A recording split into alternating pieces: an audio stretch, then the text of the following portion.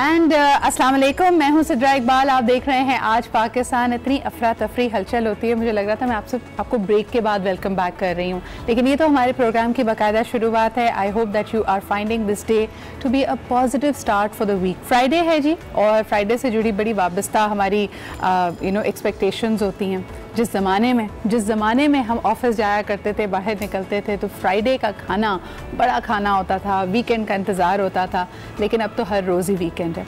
अच्छा, एक बड़ी इंटरेस्टिंग बात ऑब्ज़र्व कर रहे थे आज नाश्ते की टेबल पे मैं और अम्मी, कि हमने कहा कि सबकी नींद भी पूरी हो गई है, सबको फुर्सत भी मिल गई है, घर की सफाइयाँ भी हो गई, जितने शौक़ थे, हॉबीज़ थे, उनके लिए भी वक्त मिल गया है।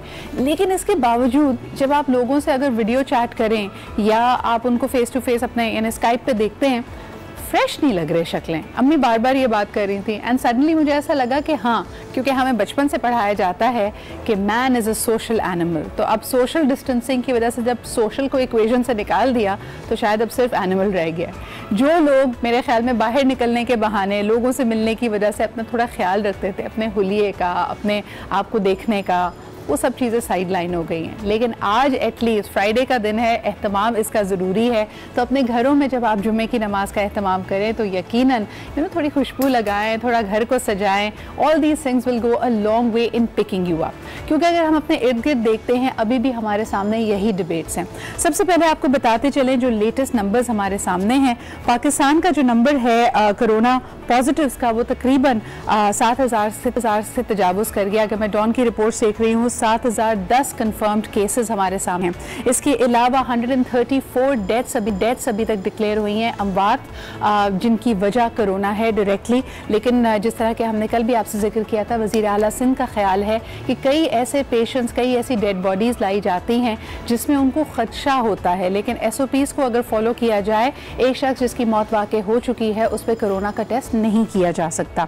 इसके अलावा अच्छी बात यह है कि 1,645 लोग कोरोना से रिकवर कर चुके हैं पाकिस्तान में, और अभी तक अगर हम टेस्टेड लोगों की शरह अमवात को भी देखें, जहां पूरी दुनिया में 5% का नंबर है, 6% का नंबर है, हम अल्हम्दुलिल्लाह इसको अभी तक कंट्रोल कर पाए हैं, और ये 2.5% के ऊपर है, which is a positive sign. अगर हम ओवरऑल नंबर्स की बात करते हैं, प्रोविंसेस वाइज इसको ब्रेकअप करते हैं, तो 2008 कोरोना पेशेंट्स हैं आपके इस वक्त सिंध में, बलूचिस्तान में 305 हैं। अगर पंजाब की बात की जाए तो वो लीड पे है इस वक्त, 3,270 पेशेंट्स पंजाब में हैं इस वक्त कोरोना के। एंड लास्टली KP यानी खैबर पख्तूनख्वा में 993 कोरोना पॉजिटिव पेशेंट्स हैं। इसके अलावा जी इस्लामाबाद, GB और AJK के भी नंबर्स हैं, और कुल मिला के जिस तरह मैंने आपसे पहले कहा 7,010 केसेस इस वक्त पाकिस्तान में रिपोर्ट किए जा रहे हैं। अब ज़रा डिबेट की दूसरी तरफ आ जाते हैं। जुम्मे के हवाले से भी आपने सुना, और इसको हम मज़ीद तफसील में 10 बजे के बाद डिस्कस करें। उलमा इकराम का एक ओपिनियन सामने आया था कि जहाँ पूरे मुल्क में इस वक्त लॉकडाउन नहीं किया जा सकता, तो फिर मस्जिदों में भी जो इज्तिमा पे पाबंदी है उसको हटाया जाए। पाबंदी इस तरह से है कि रिक्वेस्ट की जा रही है, इमाम मस्जिद से कहा जा रहा है कि जो मुंतज़मीन हैं वो अपनी एक छोटी सी जमात कर लें, लेकिन अवाम यानी पब्लिक वहाँ पे इज्तिमा ना करे, क्योंकि इस वबा के फैलने का खदशा है। इसी पे रिस्पॉन्ड करते हुए जो बहुत खुशाइन बात थी कि उलमा इकराम ने जो डायरेक्टिव्स दिए, उसमें उन्होंने कहा कि जो बुज़ुर्ग अफराद हैं वो ना आएँ, जो कमसिन बच्चे हैं वो इज्तिमा में शामिल ना हो, मसाजिद में भी जो स्पेसिंग है उसका ख्याल रखा जाएगा, 2 सफ़ों के बीच में 1 सफ़ की गुंजाइश रखी जाएगी। लेकिन मसला ये है कि हमारे पास बड़ी इज्तिमा की मसाजिद नहीं है, हमारे यहाँ तो हर गली, हर मोहल्ले में मस्जिद मौजूद है, तो वहाँ पे इन SOPs को फॉलो करना, उसको यकीनी बनाना एक बहुत बड़ा चैलेंज है, और इसी की तरफ निशानदेही की वज़ीर आला सिंध ने। लेकिन एक दफ़ा फिर जो ये थोड़ा सा एक सिचुएशन ऐसी बनी थी जिसमें दोनों पार्टीज़ को बैठ के समझने की, डायलॉग की ज़रूरत थी, उसके ऊपर इस वक्त की हमारी ताज़ा तरीन इत्तलात के मुताबिक आज उसी तरह पाबंदी होगी। तो आप सबसे रिक्वेस्ट हमारी यही है कि आप अपने घरों में ज़ोहर की नमाज की प्रिपरेशन करें, और दूसरी तरफ ये कि हफ्ते के रोज़ यानी कल के रोज़ इस मामले पे मज़ीद बैठक होगी कि क्या आने वाले दिनों में रमज़ान मुबारक में हम इज्तिमा, तरावी या फिर इस तरह के जो गैदरिंग्स हैं उसके ऊपर क्या फ़ैसला लिया जाएगा। So we'll keep you posted on that. अच्छा जी, पाकिस्तान इसमें यूनिक नहीं है। मैं ज़रा नज़र डालना चाहूँगी अमरीका की तरफ। आपको बताते चलें कि खुशाइन बात यह है कि अमरीका जो कि एपी सेंटर बन गया था कोरोना वायरस का, और वहाँ पर सबसे ज़्यादा शरह अमवात थी, सबसे ज़्यादा केसेस रिपोर्ट किए जा रहे थे, अब अल्हम्दुलिल्लाह वहाँ पे इन केसेस के आने में कमी आई है। बल्कि इस बात को भी सराहा गया है कि 10 दिन में अब एक डाउनवर्ड ट्रेंड देख रहे हैं इवन जो शरह अमवात है उसके अंदर।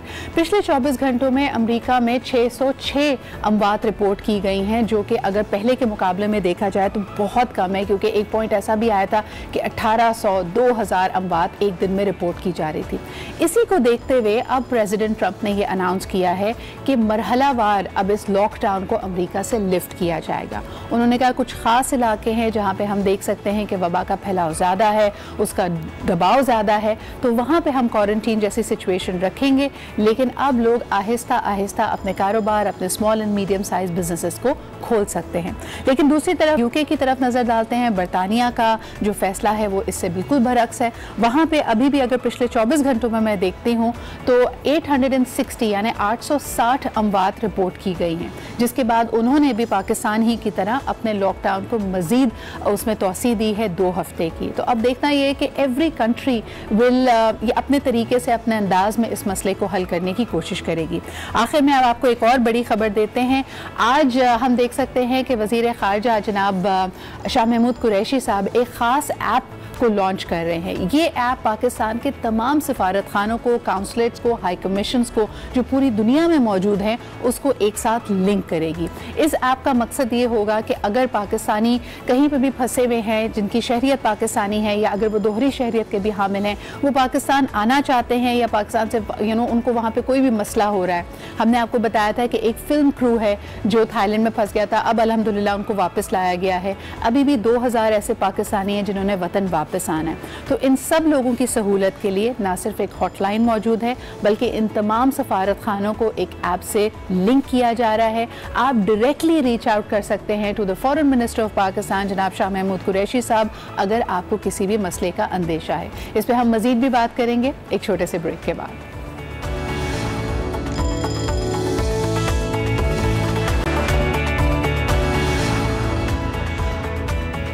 And welcome back. आप देख रहे हैं आज पाकिस्तान। अच्छा जी, हम बड़े यूनिक लोग हैं। पूरी दुनिया में एक वबा, एक ग्लोबल पैंडेमिक का लोगों को सामना है, लेकिन हम अपने अगर माशरे के हवाले से देखें, हमें तो ज़्यादा और मेरे ख्याल में एक्स्ट्रा एहतियात करनी चाहिए। कल मैं एक चीज़ ऑब्जर्व कर रही थी कि अनफॉर्चुनेटली कराची में पान खाना, गुटखा खाना, ये हमारे एक समाजी रवैयों में, कल्चर में इसको शामिल ही कर दिया गया है। इतनी हैरत मुझे हुई कि लोग मास्क पहन के घूम रहे हैं, ग्लव्स पहने हुए हैं, लेकिन पान उसी तरह चबा रहे हैं, गुटखा उसी तरह चबा रहे हैं और कोई कबाहत महसूस नहीं कर रहे किसी भी जगह अपनी मनपसंद जगह पे उसको थूकने से। और फिर आफरीन है उसके बाद आने वालों पे, जो जहाँ पे पान थूका गया है वहीं पे खड़े होकर सिगरेट पी रहे हैं। यानी अपनी जान का, अपने घर वालों का, अपने इर्द गिर्द लोगों का थोड़ा तो आप ख्याल कर लें। हम बार बार कहते हैं जी आगाही की कमी है, हर जबान में, हर टेलीविजन चैनल, हर रेडियो स्टेशन, हर आपस में बात करने वाला, यहाँ तक कि इस वक्त अगर आप पाकिस्तान को किसी को फ़ोन मिलाएं तो उसके सेल फ़ोन के ऊपर भी आपको यही एहतियाती तदाबीर बार बार बताई जा रही हैं। लेकिन it is actually going to boil down to कि आप अपने आप को कितना वैल्यू करते हैं।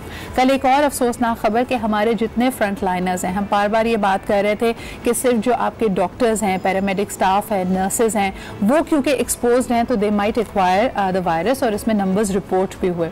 लेकिन कल एक तशवीशनाक खबर जिसको अभी हम वेरीफाई कर रहे हैं कि पुलिस एंड जो आपके ट्रैफिक कांस्टेबल्स हैं उनकी एक बड़ी तादाद कोरोना पॉजिटिव आई है जब उनको टेस्ट किया गया। But I don't know the details of that, I am still going to verify that.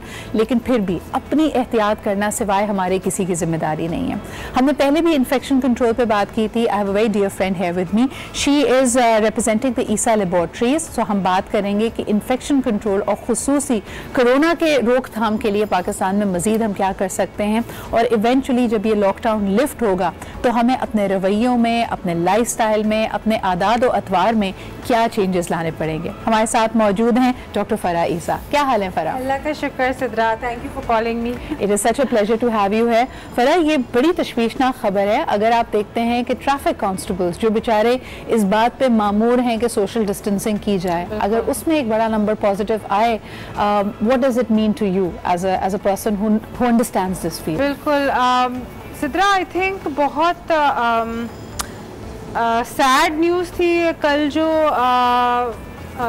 News आ रही थी कि बहुत सारे फ्रंट लाइनर्स जो अहलकार हैं, जो पुलिस वाले हैं, अभी वेरीफाइबल कितना है क्या है, लेकिन ये द थिंग इज के I also saw them on the street. मैंने भी देखा उनको कि सड़कों पे वो खड़े हुए हैं और यू नो ट्रैफिक भी आ रहा है और मतलब मास्क पहन रहे हैं और फिर पानी पी रहे हैं तो उतार रहे हैं।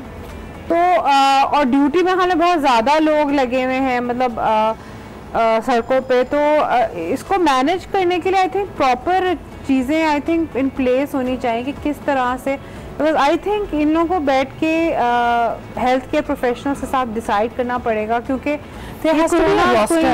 मुझे किसी ने बताया कि जहां हम देख रहे हैं कि सिंध रेंजर्स या आर्मी तैनात है, फिर उस बंदे की जिसकी ड्यूटी है on the streets on the roads, उनको अलाउड नहीं है कि वो लार्जर नंबर से जाके इंटरेक्ट करें। यहाँ तक कि अगर उनकी पोस्टिंग किसी ऐसे शहर में जैसे लाहौर में अगर उनकी ड्यूटी लगी हुई है और लाहौर में ही उनका घर है, वो अपने घर भी नहीं जा सकते। ऐसे SOPs हमारे लिए बड़े दिल खराश होते हैं और ऐसे जब आपका लंबा ये गैर मुय्यना मुद्दत तक चल रहा हो फरा, तो दिल चाहता है कि नहीं यार कोई बात नहीं, ऐसा क्या है, you want to relax and we are seeing that now people are relaxing. जहां हुकूमत आपको बार बार ये कह रही है कि इस 21 दिन के लॉकडाउन के बाद अब अगले 2 हफ्ते बहुत अहम है, हमारे रवैये उतने रिलैक्स्ड हो गए, क्या कहेंगी फरा? आई थिंक पाकिस्तान की आवाम को स्ट्रेस लेने की बहुत आदत है, ये तो है। और आई थिंक क्योंकि इतने रिजिलियंट हैं हम लोग कि हम लोग मतलब अब थोड़ा सख्त हो गए इस लिहाज से कि we take everything in our stride. तो ज़ाहिर लोगों ने अपनी एहतियाती तदाबीर जो करनी थी, जो लोग कर सकते थे और जो लोग समझते हैं इस बात को, वो लोग कर भी रहे हैं। लेकिन बहुत सारे लोग ऐसे हैं जो कह रहे हैं कि नहीं ये प्रोपेगेंडा है क्योंकि कोई जानने वाला फेक नहीं हुआ। तो एक एक्सट्रीम एंड है ना, तो मैं कह रही हूं even people like you and me, अगर हम अपने आप ही को देखें 21 दिन पहले जो हमारा तशवीश का एहतियात का आलम था कि जी मैंने भी 2-3-4 सैनिटाइजर्स रखे थे, साथ भी हम कर रहे थे, स्प्रे भी कर रहे थे, अभी भी है, but now it has become a way of life and we are not as panicked. इसको आप do you see that as a good sign और अ बैड साइन?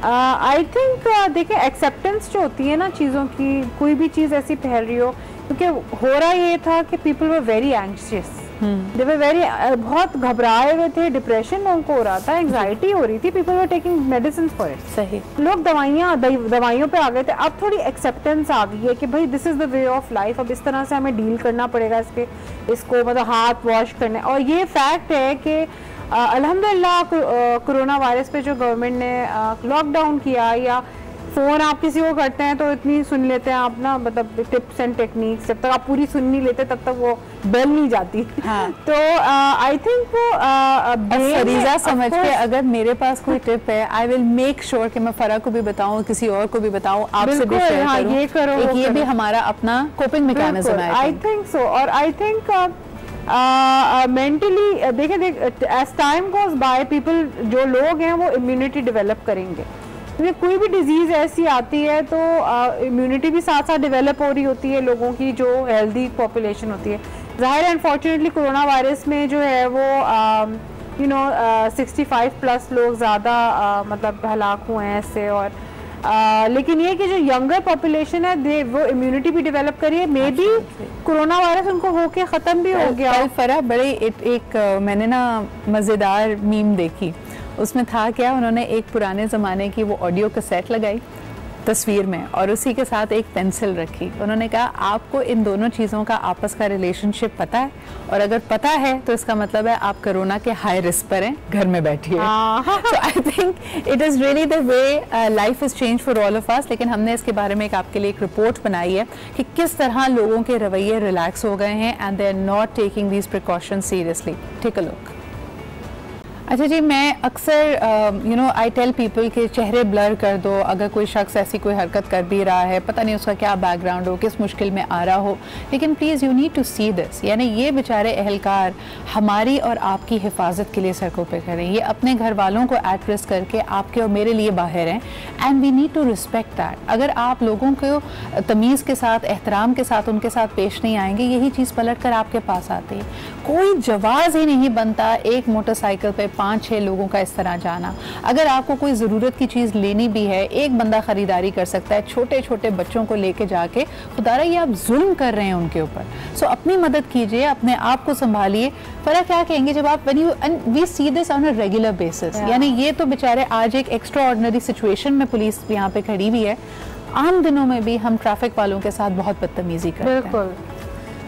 एक तो पहली बात ये कि देखिए जो काम, जिसकी ड्यूटी लगी हुई है, जो काम कर रहा है वो हमारे लिए ही खड़ा हुआ है, ठीक है। तो अभी स्पेशली मैं ये समझती हूँ कि बहुत मेहनत की है ट्रैफिक पुलिस वालों ने, फोर्सेस ने, और जो काम ये लोग कर रहे हैं क्योंकि इनको भी पता है कि they are also exposed. Yes. और फिर किसी को समझाना, किसी से बात करने का मतलब ये कि आपको तो नहीं पता ना सामने वाले को कोरोना है या मतलब क्या कैरी कर रहा है। वो लोग मास्क नहीं पहन रहे, सड़कों पे जा रहे हैं, बच्चे लेके जा रहे हैं, वो मास्क नहीं पहने हुए। तो एक तो ये है कि ज़ाहिर है किसी की फैमिली में कोई मसला है या कोई ऐसी चीज़ है जब बच्चे आप नहीं छोड़ सकते, तो ज़रूरत के वक्त आप लेके जा रहे हो, लेकिन इंजॉयमेंट के लिए लेके जा रहे हैं या चलो बाहर हवा खा के आते हैं, ऐसे भी हो रहा है ना कि यू नो स्टबर्ननेस है एक, और रिबेलियसनेस भी। देखें जो अभी हमने जिस बच्चे को या यंगस्टर को देखा, आप उसमें देख सकते हैं कि एक जहरियत है, अग्रेसिव है कि जी मुझे बड़ा जुल्म हो गया अगर 21 दिन घर रहने को कह दिया। हाँ, और ये कि लोग जो है, ठीक है कि डेफिनेटली बहुत लोग अफेक्ट भी हुए हैं इससे, और लोगों के घरों में राशन नहीं था और बहुत लोगों ने हेल्प की, फिलैंथ्रोपी बहुत हुई, बहुत लोगों ने राशन जा के दिया। अभी भी गवर्नमेंट इन्वॉल्व है, जो फोर्सेस इन्वॉल्व हैं राशन देने में, लेकिन ये कि फिर भी लोग जो हैं वो मैं ना I don't want to sound like a person who's coming from a position of privilege कि जी मैं कहूँ कि मेरा ये मसला नहीं है तो मैं दूसरे से रिलेट नहीं कर सकती, लेकिन मैं वसूख से कह सकती हूँ कि इस वक्त अल्हम्दुलिल्लाह पाकिस्तान में कोई भूख से खुदा न खास्ता मर नहीं रहा। बिल्कुल, आप सबके पास इतना मौजूद है, कम हो ज़्यादा हो, कि आप थोड़े से तहम्मुल के साथ अपने घर में बैठ सकते हैं। लेकिन अभी डेली वेजेस का मामला आया नहीं था, जितना बड़ा हमने उसको हवा बना दिया। आप मुझे बताएं जो वीडियोस अभी हमने देखी, इसमें से कोई डेली वेजर नहीं था, इसमें से कोई मजबूरी के तहत घर से नहीं निकला हुआ था, इसमें से कोई ऐसा नहीं था जिसके घर में खुदा न खासा बच्चे भूख से बिलक रहे हों और इसलिए वो बाहर आया हुआ।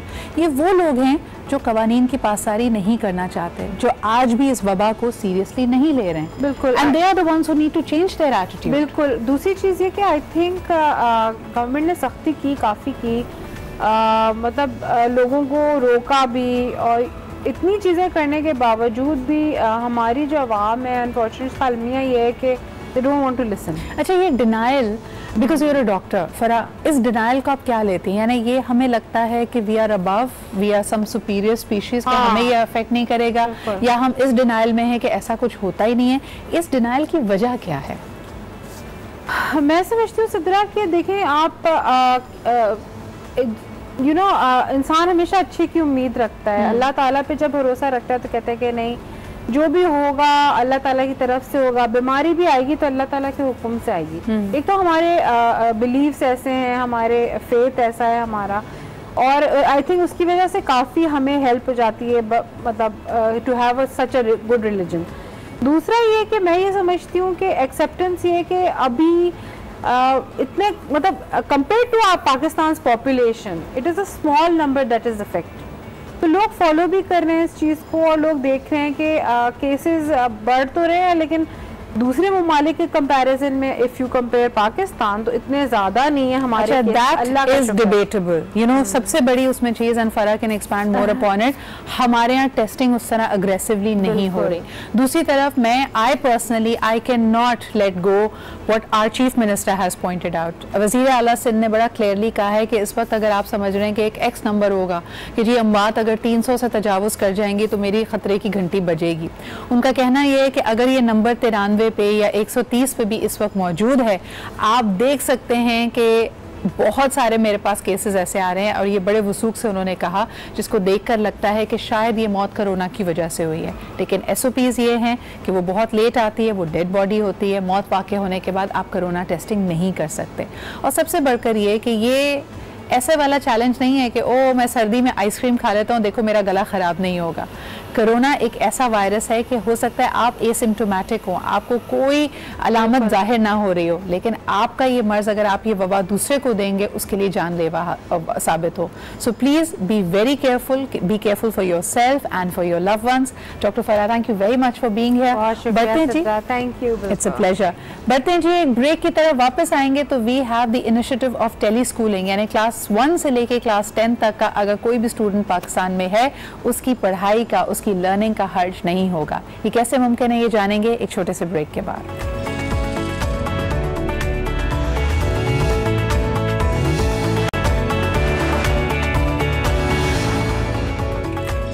And welcome back after the break. आप देख रहे हैं आज पाकिस्तान। सीखने का अमल माँ की गोद से लेकर लहर तक जारी रहता है, और अगर वाकई हम जिंदगी में कुछ करना चाहते हैं so we have to unlearn, relearn and continue this process for life. लेकिन जब कोरोना की वबा फैली और लॉकडाउन का जिक्र हुआ, हमने देखा कि स्कूल्स को, कॉलेजेस को इस इमरजेंसी के पेश नज़र बंद करना पड़ा। पढ़ाई का हर्ज तो हो ही रहा है, एंड ऑफ कोर्स 22 करोड़ की आवाम, एक ऐसा मुल्क जहाँ पे हम देख सकते हैं कि स्कूल जाने की उम्र की जो बच्चे हैं उनकी एक कसीर तादाद स्कूल्स में नहीं है। तो आई थिंक कि ये जो हमारा चैलेंज था वो ना सिर्फ इस मौजूदा सूरत हाल में बड़ा अहम था और संगीन था, लेकिन साथ साथ वैसे भी कि हमारे स्कूल्स का ना होना, बच्चों के पास वो वसाइल ना होना कि उनको स्कूल भेजा जा सके। Tele schooling was a must, और इसीलिए हम देखते हैं कि इसको बाकायदा from the government support launch किया गया है। आज मेरे साथ मौजूद हैं सबा फैसल साहिबा। She is the chairperson for the tele school committee and she is joining us from our Islamabad studio. अस्सलाम वालेकुम मैम, बहुत बहुत शुक्रिया Saba ji for being here with us. Assalamu alaikum and thank you so much for having me here on your studio, Sidra. Saba जी, ये tele schooling, I can't tell you, I was so happy to learn about it. और हम इसके teasers देख रहे थे national network पे, यानी हमारे स्टेट टेलीविजन पे इस प्रोग्राम का, इस नशरियात का बाकायदा आगाज़ हो रहा है। कुछ ज़रा इसके हवाले से मुझे बताइएगा कि एक तरफ मुल्क में लॉकडाउन है और आनन फानन ये लॉन्च होता है, तो लॉजिकली स्पीकिंग आई थिंक इस पे पहले से काम हो रहा था। कुछ हमें इसके बारे में बताइए। जी ज़रूर सिद्रा, मैं ज़रूर इसको क्लियर करना चाहूँगी। अगर आप सबको याद हो, हम सबको याद हो कि जब प्राइम मिनिस्टर ने इस गवर्नमेंट का स्टार्ट किया था तो उन्होंने कहा था कि पाकिस्तान जो है अभी 2 चीज़ों में लैक कर रहा है, एक tele medicine and tele education. Very true. तो इस वक्त एक हमेशा से वो ये चाहते थे कि एक टेली एजुकेशन का कोई ना कोई एक सिस्टम पाकिस्तान में लॉन्च हो, जिसमें ऐसे बच्चे भी हमारे मुस्तफ़ीद हों जो कि बहुत फार फ्लंग एरियाज़ में हैं या आउट ऑफ स्कूल हैं, कोई ना कोई। तो इस वक्त जब ये कोरोना वायरस का पैंडमिक फैला तो हमारे एजुकेशन मिनिस्टर ने, पार्लिमानी सेक्रेटरी, उन सब ने प्राइम मिनिस्टर के साथ डिस्कशन के बाद इस चीज़ को एक अपॉर्चुनिटी के तौर पे लिया कि क्यों ना वॉर फुटिंग पे काम करके और इस अपॉर्चुनिटी को यूज़ करते हुए हम एक टेली स्कूल की एजुकेशन जो है इसका इफ्तिताह करें। हालांकि ये हमारा बहुत एक ट्रायल बेसिस के ऊपर चल रहा है और मेरे ख्याल में लास्ट ओनली 3 वीक्स गुजरे हैं जिसको इस आइडिया को कंसेप्चुलाइज किया गया। इस ख्वाब को पूरा करने के लिए हम सब ने काम करना शुरू किया। अब वी आर वेरी ग्रेटफुल कि इतने एफर्ट्स करने के बाद और हमारी टीचर्स के वॉलंटरीली काम के बाद आज हम इस काबिल हुए हैं कि इसको टेलीकास्ट कर सकें। बिल्कुल सबा जी, ये तो एक बहुत बड़ा मेरे ख्याल में एक अचीवमेंट, एक काविश आप लोगों के बिहाफ पे रही है, and I think it response to the ground realities. अक्सर लोग कहते हैं कि जी टेली स्कूलिंग आप वाईफाई के थ्रू कर लें, इंटरनेट के थ्रू कर लें, लेकिन हमारे यहाँ अगर पेनिट्रेशन को कंपेयर किया जाए तो टेलीविज़न की और स्टेट चैनल की पेनिट्रेशन कई गुना ज़्यादा है as compared to internet connectivity and smartphones. तो एक तो आपके पास क्लियर कट एडवांटेज है, लेकिन एक जो डिसएडवांटेज है वो ये है कि हम कहते हैं कि टेलीविज़न की नशरियात मोनोलॉग होती है, वन वे होती है। तो हमें कैसे पता चलेगा कि जो जो ये नशरियात में जो कॉन्सेप्ट्स बताए जा रहे हैं, जो पढ़ाई दिखाई जा रही है, जो सब्जेक्ट्स को कवर कर रहे हैं, वो बच्चे को समझ भी आ रहा है या नहीं? बिकॉज वो तो रिस्पॉन्ड ही नहीं कर सकता, वो सवाल नहीं कर सकता। हाँ जी, इसका हल भी इंशाल्लाह ताला आहिस्ता आहिस्ता निकल रहा है। हमारी मिनिस्ट्री ने अपनी वेबसाइट्स के ऊपर फीडबैक के लिए अपनी वेबसाइट कन्वे करनी शुरू कर दी है लोगों को। साथ साथ एक ऐप भी डेवलप हो रही है, मोबाइल ऐप है, जिस पे सब लोग स्टूडेंट्स जो हैं वो लॉगिन करके अपना फीडबैक देंगे और उसकी रोशनी में हम आहिस्ता आहिस्ता अपनी जो भी कोई अगर कमी नज़र आ रही है किसी को या कोई प्रॉब्लम्स हो रही हैं इसमें, तो उसको आहिस्ता आहिस्ता इनका केस के हम ख़त्म करना शुरू करेंगे। और सिद्रा जी, एक चीज़ मैं आपको कहना चाहूँ कि this is an alternate content delivery mechanism. हम किसी तरह से स्कूल्स को रिप्लेस नहीं कर रहे। इंशाल्लाह ताला जब ये हमारे एक तरह से लॉकडाउन ख़त्म होगा और हमारे स्कूल्स अपने फुल स्विंग के ऊपर रिवाइव करेंगे, तो ये हमारे पास एक एडिशनल सोर्स ऑफ इंफॉर्मेशन होगा जो कि बच्चे इन टच रहे हैं। इट्स नॉट कि आप क्लासरूम टीचिंग को, अपने सवाल जवाब को, अपने इंक्विजिटिव नेचर को हम बच्चे के किसी तरह से ख़त्म कर रहे हैं। ये तो उनको एक एडिशनल सोर्स दे रहे हैं कि इस टाइम पे वो घर बैठे बैठे बोर ना हो, डिप्रेशन में ना जाएं, बल्कि इतने अच्छे ग्राफिक्स एनिमेशंस के साथ जो है इसको एंजॉय करें, पढ़ाई को लर्निंग, फन लर्निंग के तौर पे इसको याद करना शुरू अच्छा, I really wanted to come to this point as well. Fun learning की जहां आपने बात की, तो ये जो निसाब अभी आपने इस्तेमाल किया है टेली स्कूलिंग के लिए, ये पाकिस्तान का रेगुलर निसाब है, जिस पे अक्सर ये तनकीद आती है सबा जी कि ये थोड़ा आउटडेटेड है, थोड़ा आर्केक है, ये इतना इंटरेस्टिंग नहीं है, इसकी पेडागॉजी ऐसी नहीं है कि वो इफेक्टिव हो, और आज के बच्चे के लिए तो बिल्कुल नहीं है। आपने ये जो एक लकूना है इसको फिल कैसे किया? आपने इसी निसाब को इंटरेस्टिंग एंड फन कैसे बनाया है? इस चीज़ में मैं एक चीज़ और क्लियर कर दूं कि अब जो वो निसाब है वो पुराना वाला निसाब नहीं चल रहा। प्राइम मिनिस्टर के विजन के बाद हम एक वन नेशनल करिकुलम, जिसको हम यकसा कौमी निसाब है, उसके ऊपर चले गए हैं और ये बहुत रिसेंट डेवलप हो रहा है। हमारी एनसीसी भी इस पे काम कर रही है और आहिस्ता आहिस्ता ये लॉन्च भी हो रहा है। और इसके एसएलओज जो होते हैं, जो कि आपके टेक्स्ट बुक्स से डिफरेंट होते हैं, एसएलओज होते हैं जो कि उनके ऊपर काम करके और बच्चों को एनिमेशन, ग्राफिक्स, इंटरेस्टिंग वीडियोस, और सबसे अच्छी बात यह कि इस वक्त जब एक मिनिस्ट्री ने कॉल दी कि कौन हमें हेल्प करना चाहता है, तो हमारे बहुत सारे ऐसे पार्टनर्स जिन्होंने अपना ऑनलाइन या सोशल मीडिया पे अपने बहुत इंटरेस्टिंग वीडियोस और कंटेंट्स दिए हुए थे, उन्होंने आगे बढ़ के हमारा साथ दिया। इसमें अगर मैं नाम लेना चाहूँ तो सबक फाउंडेशन है, सबक म्यूज़ है, नॉलेज प्लेटफॉर्म, देन आपके पास तालीमाबाद की बहुत इंटरेस्टिंग वीडियोस हैं, and Allama Iqbal open university ने अपनी वीडियोस बहुत अच्छी बनाई हुई हैं। यानी ये एक तो इंटीग्रेशन का एक पोर्टल बन गया कि जहाँ जहाँ कोई अच्छा काम इसी हवाले से किया गया है उसको लेके आएँ। But once again kudos to you, एक दफ़ा फिर हमारे व्यूवर्स के लिए बताना चाहें कि ये एज एन अल्टरनेटिव या नहीं है, यानी रिप्लेस नहीं कर रहा पाकिस्तान के ट्रेडिशनल स्कूलिंग सिस्टम को, लेकिन इस लॉकडाउन में भी लर्निंग का प्रोसेस जारी और सारी रहे और साथ साथ सप्लीमेंट करता रहे। Fun learning and activities will continue even beyond the lockdown. और सबसे बढ़कर ये कि ये उन लोगों के लिए बहुत बड़ा रिसोर्स होगा जो इस वक्त स्कूल जाने की उम्र के तो हैं लेकिन स्कूल नहीं जा रहे। Saba ji, once again congratulations to you and your team. इंशाल्लाह ताला आपसे राब्ते में रहेंगे and once again congratulations for this effort. लेते हैं जी एक छोटा सा ब्रेक, बी राइट बैक।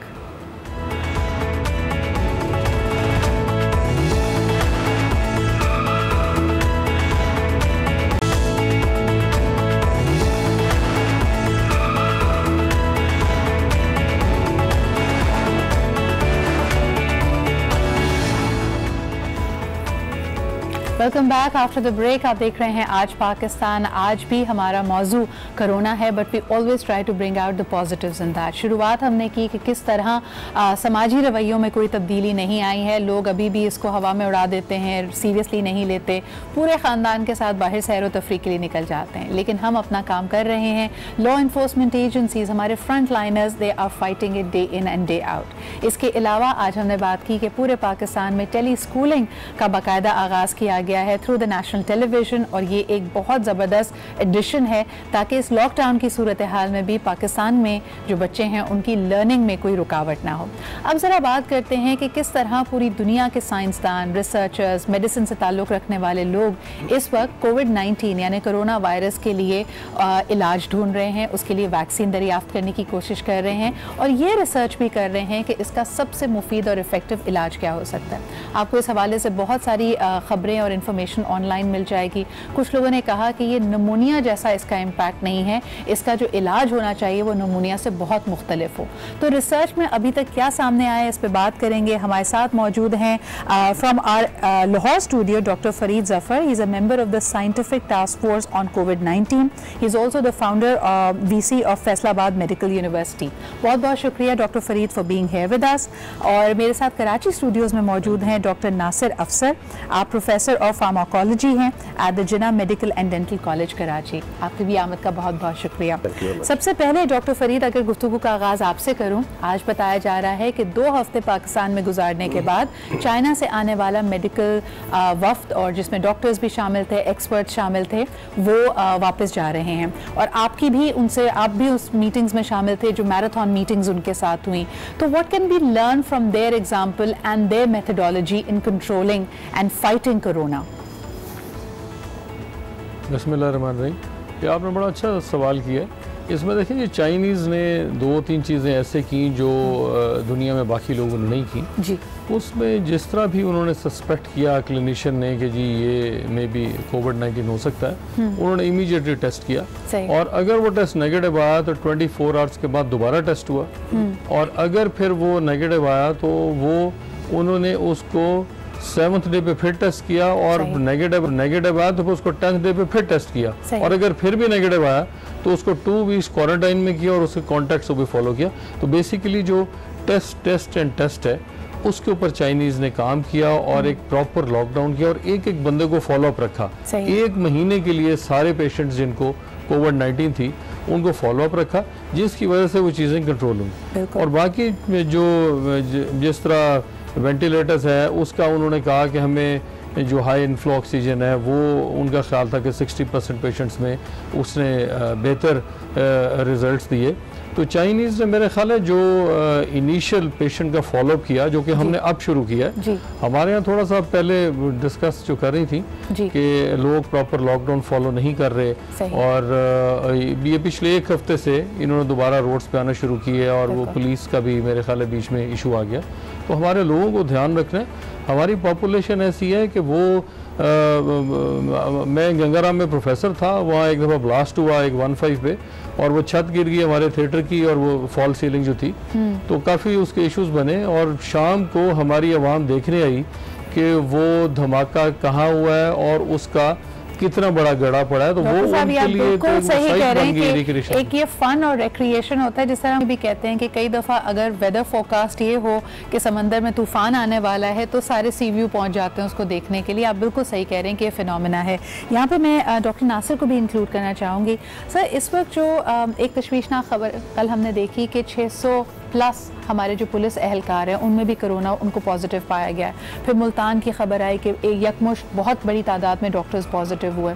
अच्छा, ये अगर ग्लोबल स्टैंडर्ड से देखें तो इतनी तशवीश की बात नहीं है, क्योंकि स्पेन और इटली में कहा जा रहा है कि उनकी पूरी फोर्स के तकरीबन 20% लोग कोरोना पॉजिटिव हो गए थे। लेकिन क्या हमारे यहाँ हिफाजती तदाबीर और उनके सेफ्टी गियर्स का फुकदान है, ये ट्रेंड किस तरफ पॉइंट आउट कर रहा है आपके ख्याल में?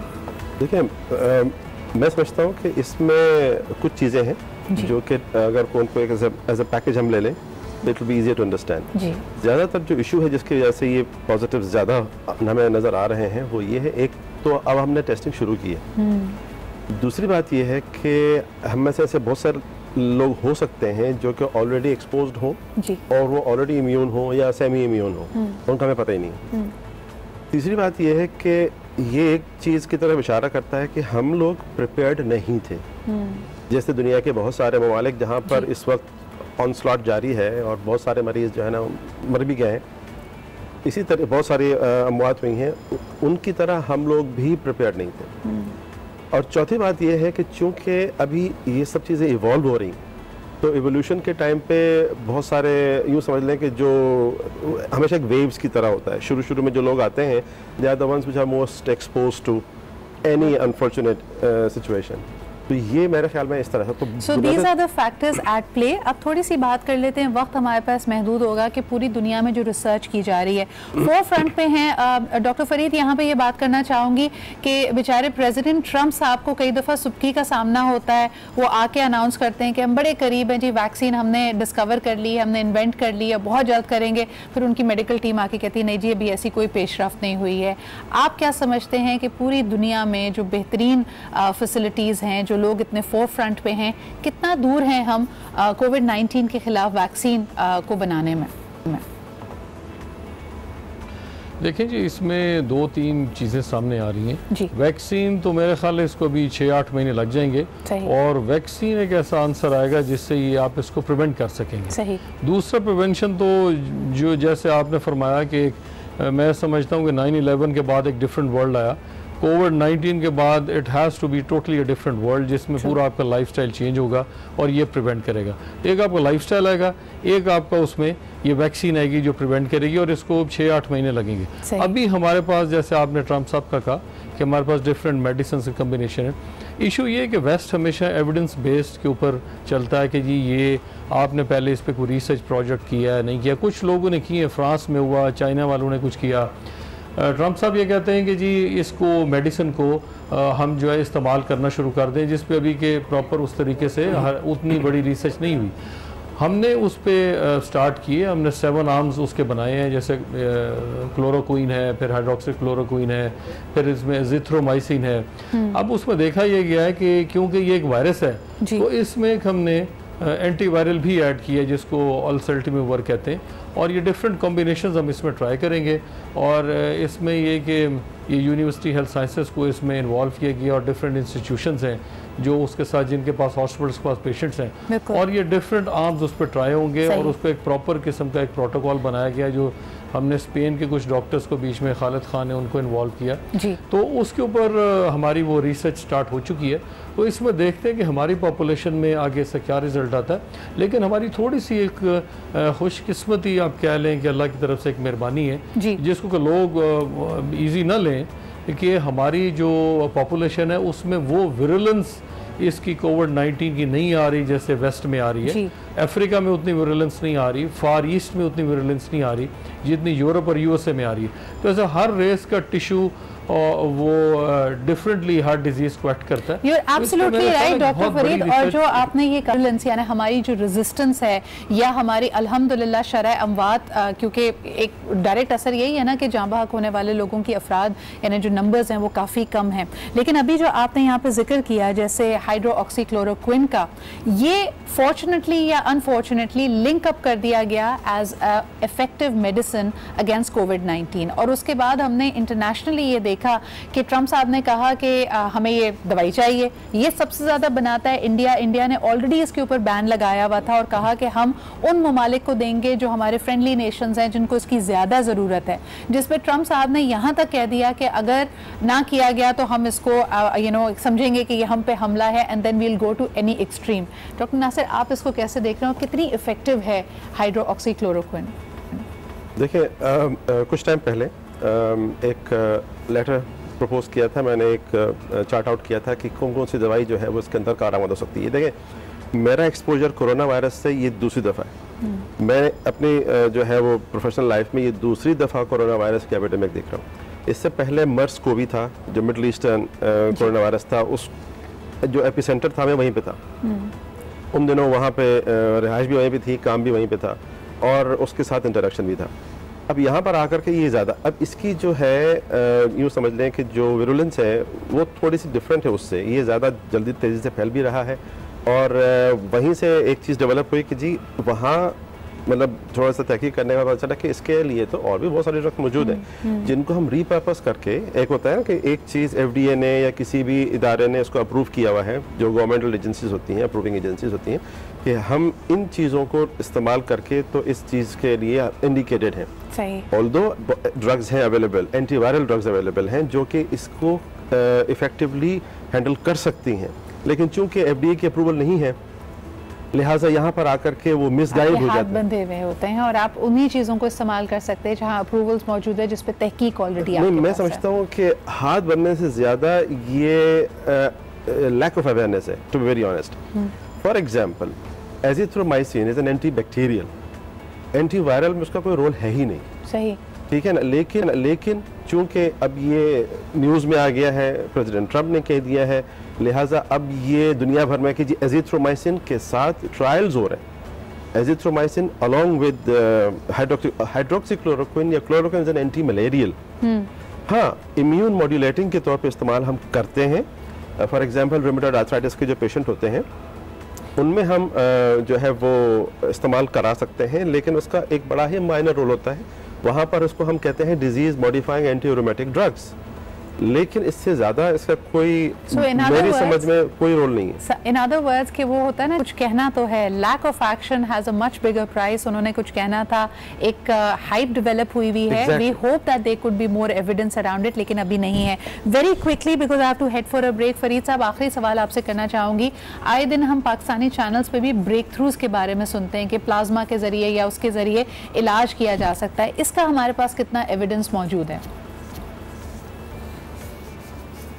देखिए जी, इसके डिफरेंट किस्म के ट्रीटमेंट, एक तो मेडिसिन हमने डिस्कस कर ली जिनके ऊपर अभी प्रॉपर कंसेंसस नहीं है जी। फिर आगे क्योंकि ये डिजीज़ जैसे डॉक्टर साहब ने कहा, पहले ये सार्स आई वो 2001-2002 में, उसके बाद ये मर्स आया जो मिडल ईस्ट आया, फिर तीसरी दफ़ा अब आया। चाइना ने इसको बेहतर एक्ट इसलिए भी किया कि जब उनका ये सार्स आया तो उन्होंने हर शहर में फ्लू सेंटर्स बनाए, और अब उनकी प्रोटोकॉल ये कि जिसको जो भी फ्लू होता है वो दुनिया जहान के जो भी फ्लू हैं वो सब टेस्ट कर देते हैं, सही, ताकि कोई चीज़ बीच में रह ना जाए। उन्होंने ये 2002 के बाद ये प्रोटोकॉल बना दिया। अब इसमें डिफरेंट ट्रीटमेंट्स आगे आ रहे हैं, जैसे कन्वेलेसेंट प्लाज्मा का आया, वो ताहिर शमसी साहब ने उसको पायनियर किया, और उसमें ये कि जिनको कोरोना हो जाता है और फिर वो उसके बाद ठीक हो जाते हैं, टेस्ट नेगेटिव आ जाता है, तो चाइनीज़ कह रहे थे कि उन्होंने 2 वीक्स के बाद किया, हमें सजेस्ट कर रहे थे 1 मंथ के बाद, लेकिन मेरे ख्याल है ताहिर शमसी साहब का भी ख्याल है कि इसको 2 वीक्स के बाद कन्वेलेसेंट प्लाज्मा ले लिया जाए। कुछ लोग कहते हैं कि उससे पहले भी आप ले सकते हैं कि वो नेगेटिव हो जाए, लेकिन उसका मकसद ये कि आपने वो प्लाज्मा लिया, उसमें एंटीबॉडी जो है IgG होती है, जो कि बेसिकली आगे जाके ये उनमें होती है जिनको कोरोना हो चुका होता है। अगर कोरोना इस वक्त है तो IgG और IgM दोनों होते हैं, अगर नेगेटिव हो जाता है तो फिर IgG रहती है सारी उम्र। बहुत बहुत शुक्रिया doctor, thank you very much for joining in. I wish I had more time. Very quick comment doctor Nasir साहब, आप इस पे कुछ कहना चाहेंगे? देखिए, अच्छी खबर ये है जी कि अब मुल्क के अंदर जैसे मैं खुद भी इस तरह के ट्रायल्स हूँ, मैं खुद भी बहुत सारे इदारों को रिक्वेस्ट करता फिर और आपके चैनल की तरफ से फिर कहूँगा कि अगर कोई ट्रायल करना चाहते हैं तो ज़रूर ऑन बोर्ड लीजिए। जो हमारी एक्सपर्टीज़ है, जो हमारे रिसर्च है, हम उसको यूटिलाइज कर सकते हैं। क्लोरोक्विन और जो ओसेल्टामिवीर या एजिथ्रोमाइसिन, इससे बहुत बेहतर ड्रग्स अवेलेबल हैं जिनको इस्तेमाल करके हम अच्छे रिजल्ट ले सकते हैं और क्विकली ले सकते हैं। अच्छी खबर यह है कि मैं चूँकि इंटरनेशनल एक एजेंसी के साथ मेरा ऑलरेडी इंटरेक्शन रहता है, मैं उनके इंटरनेशनल आउटरीच कमेटी का मेंबर भी हूँ, Canadian society of pharmacology and therapeutics. इस तरीके से आस्पेक्ट जो अमेरिकन सोसाइटी ऑफ फार्माकोलॉजी, अच्छी खबर सुना दें, वक्त कम है। अच्छी खबर यह है कि उनके साथ मैंने एक ट्रायल प्रपोज किया था जी, उनको मैंने भेजा था क्योंकि वो हम मिल करके उस पर सोच विचार कर रहे थे कोलैबोरेशन के साथ में, क्योंकि हमारे यहाँ फंडिंग नहीं है जी, उनके पास जो है वो कुछ चीजें हैं जो कि हमारे यहाँ नहीं है।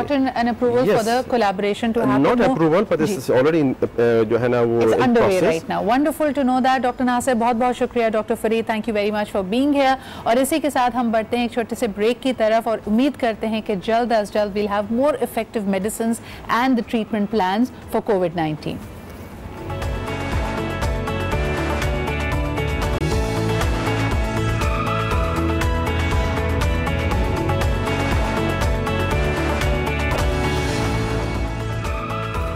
Welcome back after the break. आप देख रहे हैं आज पाकिस्तान, आज जुम्मे का रोज़ और यकीनन पूरे पाकिस्तान में जुम्मे की नमाज का एहतमाम किया जाता है। कोरोना वायरस के पेश नज़र जो ये वबा फैली हुई है और हम पार्शल मुकम्मल जिस तरह भी आप इस लॉकडाउन को डिफ़ाइन करना चाहें, बार बार हिदायत ये दी जा रही है कि इज्तिमा से गुरेज कीजिए और अपने घरों तक अपनी एक्टिविटीज़ को महदूद कर लीजिए, गैर ज़रूरी बाहर ना निकलिए। अब सवाल ये पैदा होता है कि पहले एक कंसेंसस सा डेवलप हुआ था, मसाजिद को अमूमी तौर पर पाकिस्तान में बंद नहीं किया जा रहा।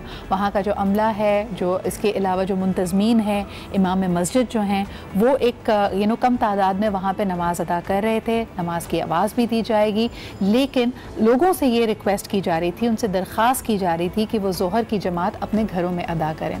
आज फिर जुम्मे का रोज़ है। पिछले जुम्मे बड़े दिलखराश मनाजिर हमारे सामने आए, लोगों ने वीडियोस बना के भेजी। जो सिक्योरिटी का, लॉ इन्फोर्समेंट का अमला इस बात पे तैनात था, नमाज पढ़ने की नीयत से जाने वाले लोगों ने उन पे हल्ला बोल दिया, उनको ज़दोकोब किया, उनको एक तरह से, यानी मेरे लिए ये बड़ा तकलीफ दे इसलिए भी था क्योंकि ये बेचारे तो सिर्फ अपनी फ़र्ज़ की अदायगी कर रहे हैं। इस तरह का कोई तसादुम ना हो, टकराव की सूरत हाल ना हो, इस बारे में हम गुफ्तगू करेंगे। हमारे साथ मौजूद हैं डॉक्टर प्रोफेसर जमील राठौर साहब, स्कॉलर भी हैं, और साथ साथ इन खुसूसी मसाइल पे इनकी ख़ास निगाह है। अस्सलाम वालेकुम जमील भाई। वालेकुम अस्सलाम। Thank you so much for being here. मुझे बताएं कि जुम्मे का एक दौर हमने वो भी देखा है हमारे मुल्क में जब आए दिन दहशतगर्दी के वाक़यात होते थे, तो एक वो धड़का लगा होता था। इस वक्त भी अनफॉर्चुनेटली एक टकराव की, तसादुम की सी सूरत हाल डेवलप हो गई है। क्या कहेंगे, लोग किस तरह अपने जज्बात पे ज़रा काबू रखें? बिस्मिल्लाहिर्रहमानिर्रहीम। आपने बड़ी अच्छी मिसाल दी। दहशतगर्द भी नज़र नहीं आता था, ये कोविड-19 भी नज़र नहीं आ रहा। बिल्कुल। लेकिन उस वक्त भी हमने नमाजें नहीं छोड़ी थी। वो ना नज़र आने वाला दुश्मन उस वक्त भी मौजूद था, आज भी नज़र नहीं आ रहा, वो आज भी मौजूद है। तो मैं समझता हूँ आज भी नमाजें नहीं छोड़नी है। अब बहस इस चीज़ पर है कि मस्जिद में जाएं ना जाएं। तो सबसे पहले तो मैं कहूँगा कि अगर कोई ये कहता है कि इस्लाम एहतियात का मज़हब नहीं है तो गलत कहता है। इसलिए कि हुजूर अकरम सल्लल्लाहु अलैहि वसल्लम की वाज़ेह हदीस मुबारक है कि पूरा इलाका क्वारंटीन कर लो। अगर कोई वबा फैल जाए, ताउन भी ज़ाहिर एक वायरल डिजीज़ है और ये भी एक वायरल डिजीज़ है, तो उससे बचने के लिए आप पूरे इलाके को क्वारंटीन कर दिया। तो उमर बिन ख़त्ताब रज़ी अल्लाह ताला अन्हु से ईमान किसी का बढ़कर हो सकता है? उनका तवक्कुल नहीं जनाब, वो उस इलाके में नहीं गए। आप तबूक के मकाम पर रुक कर वापस आ गए। हज़रत अबू उबैदा बिन जर्राह रज़ी अल्लाह ताला जैसे जलील क़द्र सहाबी शहीद हो गए। 25,000 मुसलमानों ने उस इलाके में शहीद हुए उस डिजीज़ से, उस बीमारी से। लिहाजा इस्लाम की तालीमात। फिर हुजूर अकरम सल्लल्लाहु अलैहि वसल्लम ने फरमाया कि कोड़ के मरीज़ से ऐसे भागो जैसे शेर से भागते हो। ठीक है ना, इंसान शेर से देखकर, तो उससे भी आपने मना कर दिया कि कोई इन्फेक्शस डिजीज़ है उससे दूर रहो। सोशल डिस्टेंसिंग ये हमने नहीं बताई, रसूल मुकर्रम सल्लल्लाहु अलैहि वसल्लम ने बताई। फिर इसी तरीके से एक हदीस मुबारक है कि आपके पास कोड़ का मरीज़ बैत करने के लिए आया तो आपने उसी मकाम पर उसको रोक दिया, अपने आप वहीं रुको। बाज़ रिवायत में कि आपने वहीं से उसको बैत किया, बाज़ रिवायत में बैत के बगैर वापस भेज दिया। इन्फेक्शन डिजीज थी, वो आता तो सबको इन्फेक्शन फैलाता। तो रसूल मुकर्रम सल्लल्लाहु अलैहि वसल्लम की तो अल्लाह ने हिफाजत की जिम्मेदारी ली थी सबसे, लेकिन आपने उम्मत को तालीम देना थी कि अगर कोई ऐसी बीमारी आ जाए तो मेरे गुलाम तुम्हें ऐसा करना है, मेरी उम्मत तुम्हें ऐसा करना है। तो कोई कहे कि एहतियात इख्तियार करना ये तवक्कुल के मुनाफी, मैं समझता हूँ नहीं, एहतियात इख्तियार करना ही दरअसल तवक्कुल है। इसलिए कि बड़ा अहम नुक्ता है। इसको दोबारा से मैं चाहूंगी कि आप लोगों को कहें कि ये कह देना कि भाई हर चीज़, बेशक अल्लाह ताला हर शय पे कादिर है, वही हमारे लिए वसाइल बनाता है, वही शिफा देता है, लेकिन एहतियात हम पे फिर भी लाजिम है। ये तवक्कुल का ही जुज़ है। जी हाँ, देखिए असबाब किसने बनाए? अल्लाह ने बनाए। तो असबाब इख्तियार करना ही तवक्कुल है। देखिए कुरान मजीद बुरहान रशीद में फरमाया वशाविरहुम फिल अम्र फइज़ा अज़मता फतवक्कल अल्लाह। इसको आसान लफ्ज़ों में समझाऊं कि आप एक दूसरे से कम्युनिकेट करें, किसी एक चीज़ पर बैठ जाए, जब उस पर मुत्तफिक हो जाए, फिर वशाविरुम फिल अम्र फइज़ा अज़मता, फिर SOP बना ले, अज़मता फिर SOP बना ले, फतवक्कल अल्लाह, SOP बनाकर उस पर अमल करें, फिर अल्लाह पर तवक्कुल कर लीजिए। ठीक है ना, इस्लाम का आसान सा फार्मूला है। लिहाजा कोई कहता है कि हाथ मिलाना सुन्नत है, मैं कहता हूँ हाँ हाथ है। जैसा मैंने मिसाल दी, कोड़ी आ गया, बैत होना चाहिए, उसने फरमाया नहीं इसको दूर रखो। तो ऐसी सूरत में हाथ ना मिलाना भी सुन्नत है। आप अस्सलामु अलैकुम वर्बली कह दें। अब मैं आपके सवाल के जवाब की तरफ आता हूँ। ये एहतियात इस्लाम बता रहा है हमें, मेडिकल साइंस नहीं बता रही, वो आज बता रही है। इस्लाम ने 14 सदियां पहले बता दी थी। ये फ़र्क है, इस्लाम हमेशा साइंस से आगे रहता है। तो अब अगर मसाजिद की तरफ आए तो मैं आपको एग्जाम्पल दूँ कि सूरत हाल ये है कि उलमाए किराम को सही मानों में ऑन बोर्ड लिया नहीं गया और एक फार्मूला बना दिया है हमने मजहब को किसी चीज़ में नहीं लाना, डिस्कस नहीं करना। हालांकि हमारा मजहब हमें कंप्लीट एजुकेशन देता है ज़िंदगी के हर मराहिल में, लेकिन वो दीगर मज़ाहिब वाले अगर अपने मज़ाहिब को और साइंस को आपस में रख कर देखते हैं, कंट्रा इंडिकेट कर रही है एक दूसरे को, तो इस्लाम तो ऐसा नहीं करता। इस्लाम तो तस्दीक करता, बल्कि इस्लाम की तस्दीक की जाती है। आज आप यूरोप में देख लें, जो नकाब पहनने की बातें हो रही है, ट्रम्प साहब खुद बहन नकाब, कल तक आप मना करते थे, पकड़ते थे, आज बोलते हैं मर्द भी नकाब पहन लो, ठीक है ना। तो इस्लाम की SOPs आज फॉलो की जा रही हैं।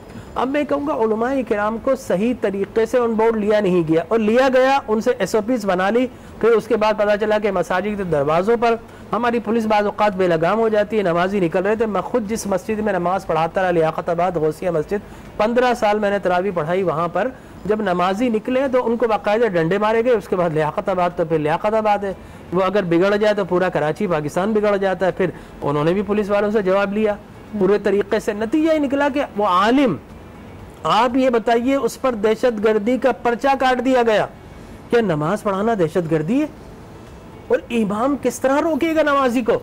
और बल्कि जमील भाई यहाँ पे ये भी ऐड करना चाहूँगी, ना सिर्फ पुलिस, मैं अक्सर कहती हूँ कि जो हमारी अपनी खामियाँ हो ना, उस पर हमें बात करनी चाहिए। मैंने मीडिया हाउसेस में भी बड़ी गैर जिम्मेदारी देखी। आम तौर पे आप नहीं देखते थे, आज भी जुम्मे का रोज़ होगा ना, मैं आपको कह सकती हूँ वसूख से कि मुख्तलिफ मसाजिद के सामने कैमरा टीम्स खड़ी हैं ये देखने के लिए कि होने क्या वाला है। तो हमने उसको एक मैच का सा समा बना दिया है अनफॉर्चुनेटली, और चीज़ों को हल करने के बजाय हम खुद उनको तसादुम की तरफ ले जाते हैं। आपने जिंदा बहुत अच्छी बात की है, बिल्कुल। देखें, हमारी पुलिस है, क्लोज कांटेक्ट है एक दूसरे के साथ। हमारी जितने भी ऑफिसेज हैं उनमें सब कुछ हो रहा है। अब मैंने खुद ये देखा कि जनाब PM और CM हाउसेस के अंदर जो है मीटिंग्स हो रही हैं, तो लोग यहाँ पर तो अब तो 13 फीट आ गया कि कोविड जो है महाज़ल्ला 13 फीट तक जो है ना इसका जो है वो सारे का सारा ड्रॉप्स इसके जाते हैं, ठीक है ना। तो इसके अलावा मीडिया हाउसेस में मैं खुद जा रहा हूँ, वहाँ पर मैं देख रहा हूँ कि कोई SOPs फॉलो नहीं हो रही है। अच्छा जमील भाई, इस पे मैं थोड़ा सा इंटरजेक्ट करूंगी, इसको मुझे एक ब्रेक की तरफ भी बढ़ना पड़ा, वापस आएंगे। लेकिन देखें, ये बात इनकी बिल्कुल गलत नहीं है। हमारे यहाँ बहुत जगहों पे SOPs फॉलो नहीं हो रहे। आप सुपरमार्केट चले जाइए, आप ऑफिसेस की बात कर लीजिए, आप वैसे सड़क पे देख लीजिए, SOPs फॉलो नहीं हो रहे। लेकिन do two wrongs make a right, यानी क्या हम ये कहें कि जी फलानी जगह नहीं हो रहे तो देयरफॉर इज्तिमा की भी इजाज़त देनी चाहिए? ये भी गलत होगा। यहाँ पे भी हम इंसानी जानों से खेल रहे होंगे। तो क्या रियासत अपनी रिट कायम कर सकती है कि वही SOPs जो अगर आप चाहते हैं कि मसाजिद में फॉलो हों, वही आप ऑफिसेज में और सुपर स्टोर्स में भी फॉलो कराएं? और मैं हमेशा कहती हूं कि ये इतना सिंपल सवाल नहीं है कि इसका येस और नो में आंसर दें। हर चीज़ का वाई, कि ये कैसे होगा, ज़्यादा इंपॉर्टेंट है। और वहीं पे जमील भाई की बात भी आती है कि मुझे ये बताएं, ऐसा तो नहीं हो सकता कि नमाजी बेचारे नमाज पढ़ने जा रहे हैं तो आप उनको कैप्चर करके, आप उनको गिरफ्तार करके उनको जेल में बंद कर दें? ये जुर्म भी नहीं है और ये दहशतगर्दी भी नहीं है। तो इसका हाउ बड़ा इंपॉर्टेंट है, वाई बड़ा इंपॉर्टेंट है कि ये हम करेंगे कैसे, इस पे बात करते हैं एक छोटे से ब्रेक के बाद।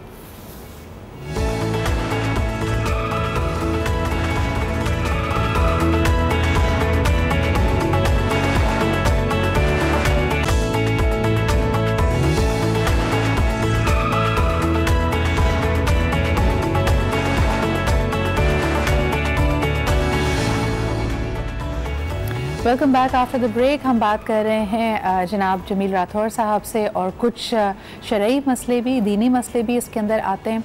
जैसा कि हम जानते हैं कि कोरोना वबा के लिए एहतियाती तदबीर ये है कि हम सोशल डिस्टेंसिंग यानी आपस में फ़ासले को इख्तियार करें ताकि हम इस वबा से बच सकें। सवाल ये भी पैदा होता है कि जब हम इज्तिमात पे पाबंदी की बात करें, लोगों ने कहा नहीं, जुम्मे की नमाज और इज्तिमा करना जमात बाजमात, इसका एक तो सवाब भी ज़्यादा है, ये फ़र्ज़ भी है, इसका एहतमाम करेंगे। सवाल मेरा ये है जमील भाई कि जब सफ़ बंदी किस तरह मुमकिन हो पाएगी? अगर आप सोशल डिस्टेंसिंग करते हैं तो सफ़ नहीं बनती, और अगर नहीं करते तो फिर हमें ख़तरा होता है कि ये वबा हमें ना लग जाए। देखिए, एसेंशियल चीज़ क्या है ईमान का? जिस तरह बाज़ लोगों के लिए बाज़ चीज़ें एसेंशियल है जी, एसेंशियल ड्यूटीज़ भी है, तो एक मुसलमान की एसेंशियल ड्यूटी ये है कि वो नमाज़ पढ़े, सही, और फ़राइज़ मस्जिद में जाकर पढ़े, ठीक है ना। अब वो जो फ़राइज़ है उनको अदा करना है। अब सफ़ बंदी करना, ये करना, कुछ वजूब में है, कुछ जो है मुस्तहब्बात में से है, सुन्नतों में से है। तो उलमाए किराम ने, जिस तरह मुफ्ती आज़म पाकिस्तान मुफ्ती मुनीबुर रहमान साहब और हमारे दोस्त मुफ्ती आबिद मुबारक साहब और दीगर अइम्मा किराम, मुफ्तियान किराम ने ये हल उसका निकाला, SOPs बनाई और बाकायदा गवर्नमेंट को पेश की कि ऐसा करते हैं कि जब सफ़ में खड़े हों तो हर आदमी एक दूसरे से कदरे फासले से, अगर आपकी SOP बोलती है 1 फीट या 2 फीट 3 फीट, तो इतना फासला हम कर लेते हैं, और फिर मास्क लगा कर रखें, सैनिटाइज़र जो है मसाजिद में लगा दिए गए हैं, अब तो बाकायदा गेट लगाए जा रहे हैं, ठीक है ना।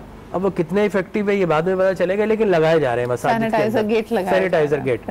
तो इस तरीके से, और फिर के 50 साल के ऊपर का बंदा ना है, नीचे के लगा है, बुखार हो वो ना आए, जिसको नज़ला है उस वो ना आए, जिसको कफ है वो ना आए, और सेहतमंद आदमी आए मस्जिद में। और फिर दूसरी SOP ये बनाकर दी उलमाए किराम ने कि नॉर्मली तो हम 4 फीट या 5 फीट 4 फीट के फासले से दूसरी सफ खड़ी होती है, तो एक सफ को जो है हम स्किप कर देंगे और फिर इतना डिस्टेंस आ जाएगा। तो ये आपका जो है वो लेटरल डिस्पेंसरी वेंट्रिकल भी आ गया, आपका हॉरिजॉन्टल भी आ गया, आपका चारों तरफ से डिस्टेंस आ गया, और जितने लोग आ सकते हैं मसाजिद में उतने लोग आ जाएं। और जो ये देखते हैं कि एहतियात की खातिर नहीं आना चाहते, तो उसको भी एग्जेम्प्ट किया है कि अब उसे जो है वो अजाब नहीं होगा कि मस्जिद क्यों नहीं आया। अच्छा जमील भाई, मैं इस पर बहस नहीं करना चाह रही, लेकिन एक नुक्ता मेरे जहन में आया कि हम वज़ीर आला सिंध की जब मीडिया से इंटरेक्शन सुन रहे थे, तो उन्होंने बड़ा वाज़ेह किया कि भाई कई चीज़ें लॉजिस्टिकली, यानी जब उसको प्रैक्टिकली करना चाहते हैं SOPs बनाने के बावजूद वो नहीं हो पाती। मिसाल के तौर पर उन्होंने कहा कि वफाक ने अनाउंस किया कि प्लम्बर्स, दिहाड़ीदार, इलेक्ट्रिशियंस, हज्जाम, इनको दुकानें खोलने की इजाज़त है, तो क्योंकि इनका काम इस तरह का है। वज़ीर आला सिंध का इस पे मौक़िफ़ ये था कि भाई हमारे यहाँ कोई मार्केट्स अलग अलग तो बनी हुई नहीं है। अगर एक शख्स की प्लम्बर की, इलेक्ट्रिशियन की दुकान है और इसी के साथ कपड़े वाले की दुकान है, तो हमारे लिए ये पॉसिबल ही नहीं है कि एक को कहें दुकान खोलो और दूसरे को कहें बंद कर दो। इसी तरह अगर मैं मसाजिद के और उलमाए किराम के, ये बिल्कुल आई थिंक कि this is a great step जब वो कहते हैं कि ये SOPs फॉलो किए जाएंगे, लेकिन प्रैक्टिकली हो नहीं पाते। लोग कहते हैं कि जी खुतबा था जहां कहा गया कि मुख्तसर करो, आधा घंटे 15-20 मिनट का खुतबा फिर भी दिया जा रहा था। देखिए मैं आपसे एक अर्ज करूं, आपने बहुत खूबसूरत बात की। अगर यही बात हमारे चीफ मिनिस्टर किसी महराब पर आकर खड़े होकर कहते काश, तो सहाबा किराम की, रसूलुल्लाह की सुन्नत भी अदा हो जाती और लोग अप्रिशिएट भी करते। वो तो वहाँ अपने बड़े बड़े ऊंचे महल्लात के अंदर जो ऑर्डर्स जारी कर रहे हैं, आइए मस्जिद की महराब पर खड़े हो आकर, और हम आपको अलाउ करते हैं, आप आकर वहां पर लोगों को 5 मिनट का दर्स दीजिए और फिर लोगों के SOPs बताइए। सब आपको फॉलो करने के लिए तैयार है, इसलिए कि पेंडेमिक है, ये सबको हलाक कर रही है। ये नहीं देख रही कि मुसलमान कौन है, काफिर कौन है, ये कौन है, वो कौन है, वो सबको हलाक करेगी। लेकिन जब आप ये गलता है कि नहीं हमारा CM हाउस में बैठना, हमारा मीटिंग करना, चेयर करना ये एसेंशियल है, तो एक मुसलमान ये कहता है कि मस्जिद में जाकर नमाज पढ़ना मेरे लिए भी एसेंशियल है, अपने अपने पैमाने पर। अब आपने जो है वो बाल काटने वाले को, किसी नाई को अलाउ कर दिया, वो तो आपने एक्सपोज कर दिया, वो इधर आकर आपके बाल काट रहा है, आपको जो है टच भी कर रहा है, लेकिन वज़ीर आला सिंध का नहीं कर रहे, वो तो कोई लचक का मुजाहरा नहीं कर रहे। लेकिन जाहिर सी बात है उनके लिए भी कदगन है, हमारे पास शायद इतने वसाइल, इतने रिसोर्सेज नहीं है कि हर चीज को यकीनी बनाया जाए। वो तो बेचारे हत्तुल इम्कान कोशिश कर रहे हैं। और फिर सवाल वही आता है, देखिए सिर्फ तकरीर करने से मसला नहीं होगा, सिर्फ ऑर्डर्स जारी करने से मसला नहीं होगा, आप प्रैक्टिकली करके दिखा। आपने कहा कि लोगों को डोनेशन जाएगी, देखिए इस्लाम ये कहता है कि जब किसी चीज पर तोहमत लग रही हो तो फिर उस औकात, उन औकात के अंदर, उस माहौल के अंदर सदक़े को दिखा कर देना जरूरी है कि आप पे तोहमत ना लग जाए। मिसाल के तौर पर एक आदमी ज़कात दे रहा है, छुप कर दे रहा है, लेकिन वो फर्ज है, दूसरा आदमी तोहमत लगाता, अब वो दिखा कर देगा तो वो उसके लिए ज्यादा जरूरी है।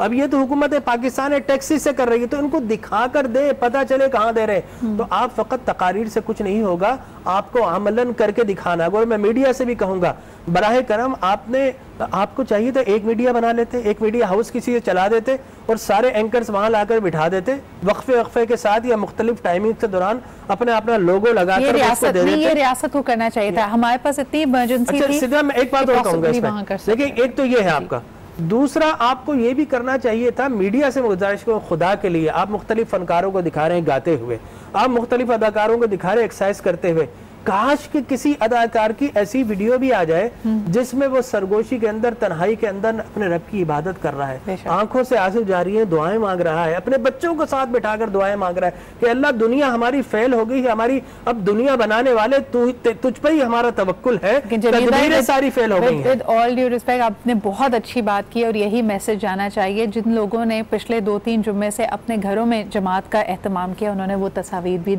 लगाई है जब वो फैमिली के साथ, नहीं सेलिब्रिटीज ने, जिन सेलिब्रिटीज ने अपने घर में जोहर की नमाज का बाकायदा